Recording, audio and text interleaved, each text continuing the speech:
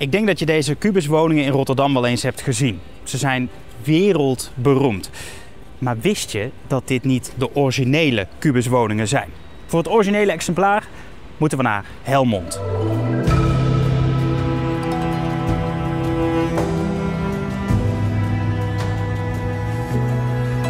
En dat zijn deze dus. In Helmond zijn 21 van deze kubuswoningen gebouwd. In 1974 eerst 3 testwoningen, een eindje verderop. En in de jaren daarna deze 18 kubuswoningen. En net als de bolwoningen in Den Bosch zijn deze ook mede gefinancierd uit een speciaal potje voor experimenteel wonen. Architect Pieter Blom ging daarmee aan de slag, met deze huizen dus als resultaat. De onderkant is van gewapend beton en daarop staat een houten skelet in de vorm van een kubus dus. Die is bedekt met cement en houtvezelplaten. Het is ongeveer 100 vierkante meter groot. Er zitten 60 traptredes in en er zitten maar liefst 56 ramen in. Dus het is best wel licht aan de binnenkant. Maar ja, hoe is het nou om in zo'n ding te wonen? Dat kan ik je niet vertellen, want ik woon er simpelweg niet. Maar er is wel iemand die dat wel kan. Ivo Bastiaanse. We gaan naar binnen. Ik ben Ivo Bastiaanse. Ik woon hier vanaf 2016. Ik heb lang gewerkt bij de gemeente Helmond. Ik heb de kubuswonen altijd leuk gevonden. En op een gegeven moment kwam er een moment dat het leuk was om hier te gaan wonen. En dat ik daar de gelegenheid voor kreeg. En toen ben ik hier gaan wonen en dat was eigenlijk meteen ook wel leuk. Ik probeer altijd te kiezen voor net even wat anders dan wat andere mensen kiezen. Niet omdat dat per se anders moet zijn, maar ja, omdat ik dat wel leuk vind, een uitdaging vind. Ik vind het iets bijzonders. Ik heb ook wel eens gehoord dat ik heb een soort architectuuropleiding gedaan. Ik ben stedenbouwkundige van beroep. En een van de dingen die de docent ooit gezegd heeft, is als je een ontwerp maakt voor een woning, dan moet je altijd één dingetje erin maken wat net onhandig is. En dat is omdat je er dan van gaat houden. Dan krijg je een liefde voor dat ding. En als alles perfect is, zeg maar, dan is dat niet. Dan wordt het te generiek, te gewoon. En juist wat onhandigheden erin, die zorgen ervoor dat het jouw ding gaat worden. En dat je er daardoor van gaat houden. Nou, dat is hier met legio dingen is daar aan de hand. Want het is geen makkelijke woning om in te wonen. In ieder geval niet, de gewone normale IKEA-meubeltjes passen hier niet in. Boekenkasten passen amper tegen de muren aan, want er zijn bijna geen rechte muren. Dus je moet overal over nadenken, hoe ga ik dat doen? Maar tegelijkertijd is het wel een hele mooie ruimte. Het is een hele bijzondere ruimte. Het is altijd weer heel fijn om hier weer thuis te komen. En dat vind ik er heel leuk aan. Wij staan hier buiten. Trapje op, dat is het begin. Ja, de voordeur zit op de eerste verdieping. Klein halletje, trap 1. Ja, dit is eigenlijk de hoofdkamer, de woonkamer. De woonkamer, zeg maar. Woonkamer, keuken, studeerkamer. Ja. Dit zijn eigenlijk meer hoekjes waar je die je voor allerlei dingen kan gebruiken. Maar eigenlijk is dit, zeg maar, het leefvertrek. Ja, want hier zie je echt de kubusvorm al. Je ziet daar een punt. Ja. Schuine wand ook. Ja. Daar moet je dus ook heel praktisch mee om kunnen gaan. Ja. Maar ja, je kunt hier niet zomaar een kast plaatsen natuurlijk. Ja, dat kan wel, maar dan ben je heel veel ruimte kwijt. Ja, ik wou zeggen. Dus je moet echt goed rekening houden. Ja. En deze tafel die is er speciaal ingebouwd. Dit is jouw eettafel. Is ook gewoon wel lekker groot. Dit is ook een heerlijke tafel om tekeningen op te kunnen schetsen en dat soort dingen. Oh, ja. En de krant te lezen kan je er lekker uit. Het is fijner om een grote tafel te hebben. Ja. Maar die is er ooit door iemand ingemaakt. Hè? Die heb ik niet zelf gedaan. Die zat erin toen ik hier kwam wonen. Oké. En er zitten wat onpraktische dingen in, maar over het algemeen vind ik hem juist heel prettig. Ja. Juist ook dat hij zo groot is heel fijn. Ja.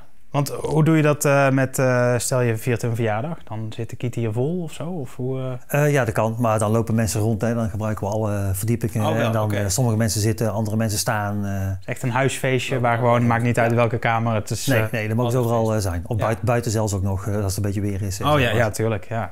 Daar hebben we de keuken. Ja, dit is de keuken. Nou, op zich best een ruime keuken. En dit is heel handig. Vind ik, die plankjes. Geen bovenkastjes, gewoon meteen alles. Ja, het is wel zo dat ik bijvoorbeeld allerlei keukenapparatuur past hier niet. Dus bijvoorbeeld een vaatwasser kan je er niet in zetten. Omdat de keuken aan de achterkant, zeg maar, zo half is afgesneden, want daar zit al de muur. Dus die kastjes die zijn heel ondiep. Die beginnen onderin. Die beginnen meteen hier al, zeg maar. Ja, ja. Dus er kan eigenlijk niks in, zeg maar. Het grootste nadeel, behoefte aan een buitenruimte of even buiten kunnen zijn bijvoorbeeld. Ja, dat kan hier, maar dan zit je meteen in de openbare ruimte van de binnenstad waar iedereen is. Dat is op zich niet erg, maar je kunt er eigenlijk geen spullen laten liggen bijvoorbeeld. Een ander nadeel is misschien van energetisch niveau. Hè. We moeten nu van het gas af en we moeten isoleren. Ja, dat gaat hier eigenlijk vrijwel niet. Ze zijn energetisch heel onhandig. In de winter zijn ze moeilijk warm te krijgen of met heel veel gas. En in de zomer zijn ze heel moeilijk koel te krijgen, omdat als de zon erop staat wordt het behoorlijk heet. Dus daar moet je dan maatregelen tegen nemen. En dan is het best te doen. En de grootste voordeel is dat het bijzonder is. Dat het mooie, bijzondere ruimtes heeft. Dat die ruimtes ook nog met elkaar in verbinding staan. Hè. Dus ondanks dat het een relatief kleine ruimte is, heeft hij ook nog een vierde. Dus boven voelt niet meteen als boven. Je kijkt op een hele mooie manier op de straat. Ze staan midden in het centrum van Helmond, wat ik ideaal vind. Dat zijn wel de grote voordelen. Je kan ze inrichten zoals jij het wil. Het wordt al heel snel een bijzondere woning. Je hoeft hier niet heel veel aan te doen om hem bijzonder te maken, want hij is van zichzelf al heel bijzonder. Als je er eenmaal in komt, dan zijn ze groter dan dat je vanaf de buitenkant denkt.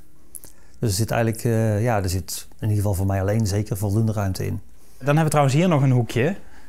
Op zich ook nog wel een mooi hoekje, want jouw wc zit op de hoek. Die zit hier verstopt.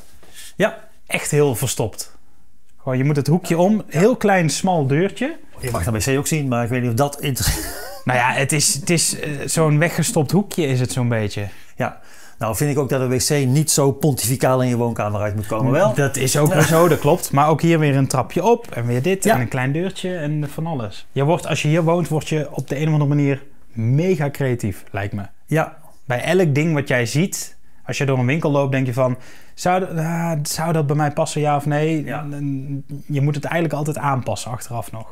Ja, je moet het aanpassen of je moet het zo uitzoeken dat het net past. Ik ben ook altijd geïnteresseerd in bepaalde maten van dingen die ze dan vaak niet weten. Dus die moet ik dan op internet opzoeken of zo. Ja, maar ik woon in een kubus. Oh, dan. Nee, dan kunt u hier niks... Oké, dus tweede verdieping. Dan gaan we naar de derde verdieping. De derde is eigenlijk in oppervlakte de grootste. Zeg maar, die zit in het breedste stuk van de kubus die op zijn punt staat. Ja, dan zou je kunnen zeggen dat is eigenlijk de slaapverdieping. Maar de badkamer die zit hierin. Ja, het is gewoon een klein badkamertje. Een douche en een wastafel. Een douche en een wastafel, ja natuurlijk. Want een bad kun je niet kwijt eigenlijk. Nee, dan moet je gaan verbouwen. Ja, maar ja, alles zit erin. Ja. Alles wat je nodig hebt.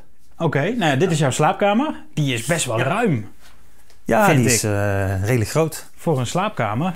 En hij oogt nu heel donker, maar dat komt omdat je de ramen hebt dichtgemaakt. Er zitten plankjes voor, zeg maar, dat het helemaal donker kan zijn. Ja. Maar ja, gordijnen zijn niet te doen. Nee, gordijnen gaat niet, want die hangen dan verkeerd, hè? Ja. Die hangen namelijk naar beneden. Ja, en rolgordijnen met van die leilijntjes of die zijlijntjes, ja, dat is ook weer... Nee, dat gaat niet, want die ramen zijn vijfhoekig. Ja. Dus daar krijg je geen gordijnen in. Dat is ook heel bijzonder, ja. Dus slaapkamer. Dan lopen we door naar... Wat hebben we nog meer dan? Laten we naar boven lopen. Hierachter zit dus ook nog een kamer. Maar, hier zit ook nog een kamer, oké. Mogen zien, hè? Mogen zien. Nou ja, maar dat is een kamer die loopt dan een beetje zo dat is een rondom, zeg maar. Ja, dat is eigenlijk de rommelkamer. Door Piet Blom bedoeld als kinderkamer. Als er twee eenpersoonsbedjes in. Oh, wauw. Lopen we hier de trap op. Ja, dit is wel iets, hè? Ja, is er in de stad iets te doen is, zeg maar, ergens, dan heb je hier behoorlijk uitzicht. Ja. Het is eigenlijk net hoog genoeg dat je eigenlijk bijna over die daken heen kan kijken. Maar het is het is heel veel licht. Ja, het is geen zolder. Een zolder is altijd heel een beetje krap en donker en opslag. Ja. Maar dit is gewoon misschien wel de ruimte van het huis. Ja. Ja, het is een heerlijke ruimte. Ja. Dat, behalve dan klimatologisch, zeg maar. Ja. Of te warm of iets te koud. Het kan net te warm zijn of net te koud zijn. Ja. Maar in een groot deel, als je daar een beetje gebruik van kan maken, zeg maar, dan is dat een heel fijne ruimte. En je hebt hier niet jouw slaapkamer van gemaakt? Want... Jawel, dit is ook mijn slaapkamer. Dus jij wisselt gewoon van bed? Ik wisselt ook van bed, ja. Oké, je hebt nu zoiets van, ik wil hier vanavond hier slapen en morgen slapen. Ja, zo in de winter, weet je wel, dan vind ik het fijn dat ik het ook helemaal donker kan maken. En dan slaap ik vaak beneden. Maar in de zomer vind ik dit juist fijn, omdat je dan vaak veel vaker een open sterrenhemel hebt die je kan zien. En dan word je ook wakker, zeg maar, met als het licht gaat worden. Dat is veel natuurlijker dan op die manier. Ja, dus dan vind ik dit fijn om hier te slapen. Hier ga ik ook zitten. Hè. Ik heb een hangmat. Dan kan ik hier lekker gaan zitten teamsen of een boek lezen. Of, een hangmat in je eigen huis. Ja. Ja, mooi. En die ruimte heb je. Ideaal. Ja. Mooi huis. Ja, vind ik ook. Dank je. Nou, zo voelt het dus om in een kubus te wonen.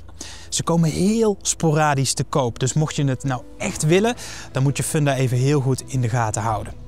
Check weetjedatokweer.nl voor meer informatie over deze video's. Daar kun je ook lid worden, net als de mensen die nu in beeld staan hebben gedaan.